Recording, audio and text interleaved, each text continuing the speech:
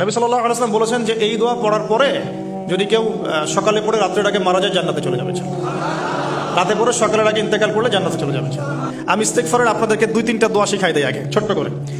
1 number, যারা একটু পড়াশোনা করেন মাশাআল্লাহ তারা এইটা পড়বেন, সাইয়্যিদুল ইস্তেগফার। সাইয়্যিদুল ইস্তেগফার আমার সাথে বলবেন, আল্লাহুম্মা আনতা রাব্বি লা ইলাহা ইল্লা আনতা খালাকতানি আনা আবদুক ওয়া আনা আলা আহদিক ওয়া ওয়া'দিকা মাস্তাতা'ত আউযু বিকা মিন শাররি মা সানা'ত আবু'ু লাক বিনি'মাতিকা আলাই ওয়া আবু'ু বিযানবি ফাগফিরলি ফাইন্নাহু লা ইয়াগফিরু যুনুবা ইল্লা আনতা।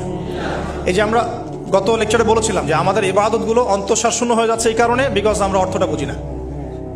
এই যে দোয়াটা আপনি করলেন, নবী সাল্লাল্লাহু আলাইহি ওয়াসাল্লাম বলেছেন যে এই দোয়া পড়ার পরে যদি কেউ সকালে পড়ে রাত্রের আগে মারা যায় জান্নাতে চলে যাবে। রাতে পড়ে সকালের আগে ইন্তেকাল করলে জান্নাতে চলে যাবে। তো কি পড়লাম? আল্লাহ পাক বলছেন, নবী সাল্লাল্লাহু আলাইহি ওয়াসাল্লাম বলছেন, আল্লাহুম্মা হে আল্লাহ আনতা রাব্বি, আল্লাহ তুমি আমার রব, খালাকতানি তুমি আমাকে সৃষ্টি করেছো, আনা আবদুক আমি তোমার বান্দা, ওয়া আনা আলা আহদিকা আমি তোমার সাথে যে অঙ্গীকার করেছি এর উপরে আছি, মাস্তাতা'তু থাকার চেষ্টা করছি, আমি সাধ্যমতো থাকার চেষ্টা করছি। আবু'ু লাকা বিনি'মাতিকা আলাই আমার উপরে আমার যে উপরে তুমি যে নিয়ামত দিয়েছো আল্লাহ এগুলো আমি স্বীকার করছি। হে আল্লাহ তুমি আমার উপর যত নিয়ামত দিয়েছো আমি স্বীকার করছি। ওয়া আবু'ু বিযানবি আমার যত গুনাহ আল্লাহ সব স্বীকার করছি। এইভাবে যদি বান্দা আল্লাহর কাছে দোয়া করে আল্লাহ মাফ করবেন না? সুবহানাল্লাহ।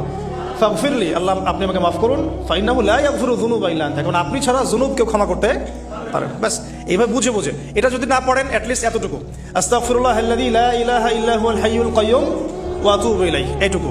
আর এটাও যদি না পড়েন, না পড়াটা একটু লজ্জার যদিও বা, তাও যদি না পড়েন তাহলে বলবেন আস্তাগফিরুল্লাহ ওয়া আতুবু ইলাইহি, আস্তাগফিরুল্লাহ ওয়া আতুবু ইলাইহি। আসুন তাহলে আমরা কাজগুলো পেয়ে গেলাম। এখন আসুন আমরা কেন রোজা রাখছি? নবী করিম সাল্লাল্লাহু আলাইহি ওয়াসাল্লাম এখানে উদ্দেশ্যটা বলছেন। এই দিনে কি করা হয়েছে?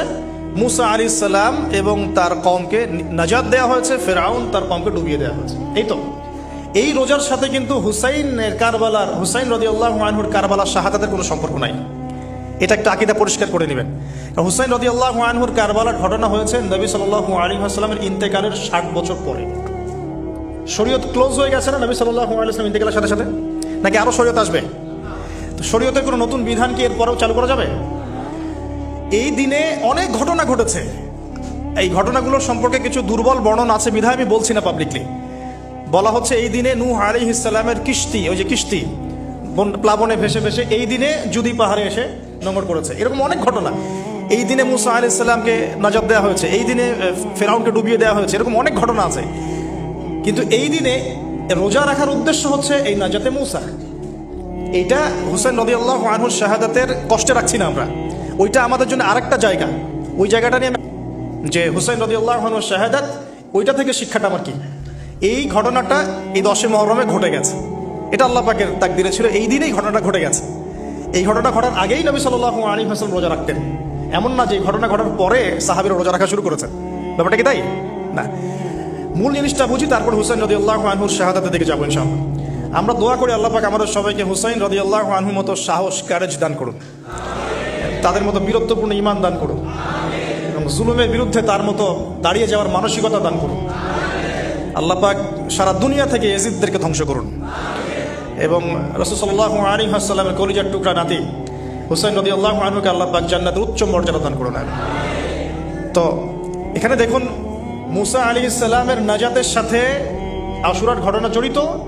আর একটা কথা আমি বলে দিই, মুসা আলাইহিস সালাম, তার কওম, ফেরাউন এবং শেষ জামানা দাজ্জাল, জেরুজালেম, ইহুদি, এদের সবার সাথে একটা যোগসূত্র আছে। একটু বোঝার চেষ্টা করবেন, একটু বোঝার চেষ্টা করবেন। আবার বলছি, রোজাটা রাখছি আমরা আশুরার স্মৃতিতে, ওই স্মরণে।